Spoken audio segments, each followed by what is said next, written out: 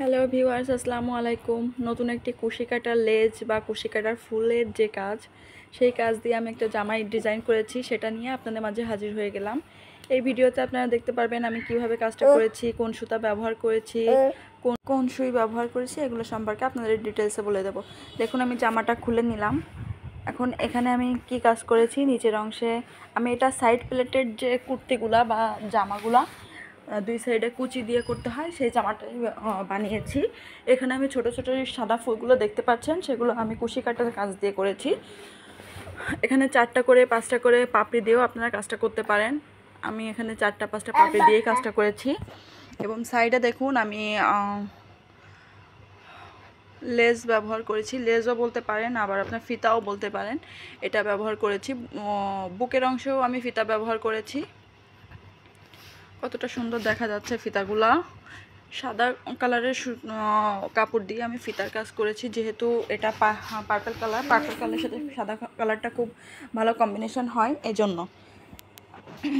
এখন আমি বুকের অংশের কাজ আপনাদের দেখিয়ে দিচ্ছি। বুকের অংশে আমি প্রিন্টেসের কাজ করেছি রাউন্ড করে, এবং প্রিন্টেসটার চারো সাইডে আমি কুশি কাটার লেস করেছি, কুশি কাটার লেজের কাজ করেছি। এই কুশি কাটার কাজ যদি আপনারা শিখতে চান, তাহলে অবশ্যই আমার চ্যানেলে কমেন্টস করবেন, আমি আপনাদের বুঝিয়ে দিব। দেখুন হাতায় আমি কিভাবে কাজ করেছি। 2টা হাতা একসাথে জয়েন্ট করে, যেটাকে কাট ওয়ার্কের কাজ বলা হয়, বা 2টা কাপড় একসাথে জয়েন্ট করে যেভাবে, সেটাই আমি এখানে করেছি। এবং নিচের প্যানেলে আমি লেজ ব্যবহার করেছি, এটাও কুশি কাটার আমি নিজের হাতে করেছি। বল লেজ যেগুলো, সেটা ব্যবহার করেছি।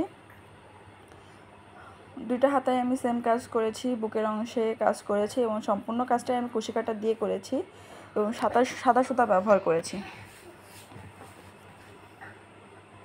কুশি কাটার কাজ অনেকে পারে না, সেক্ষেত্রে আমি সুই সুতা দিয়ে কুশি কাটা কীভাবে করতে হয় সেই ভিডিও আমার চ্যানেলে আছে, আপনারা চাইলে দেখে নিতে পারেন। বিভিন্ন ধরনের লেস তৈরি করা যায় কুশি কাটার দিয়ে সুই সুতা ব্যবহার করে। দেখুন, এর সাথে পরার জন্য আমি সালোয়ার বানিয়েছি। সালোয়ারে আমি প্রিন্টেসের কাজ করেছি, উপরে 3টা 4টা লেয়ার করে প্রিন্টেসের কাজ করেছি, এবং নিচের অংশে আমি একটু মোটা করে ভাঁজ করে দিয়েছি। এবং টিউলিপের জাপানের যে সুইটা, সেটা ব্যবহার করেছি। এটা 12 নাম্বার সুই, 0.6 mm। এখানে আমি সাদা সুতা ব্যবহার করেছি। দেখুন, যদি ভালো লেগে থাকে তাহলে অবশ্যই সাবস্ক্রাইব করবেন। আল্লাহ হাফেজ।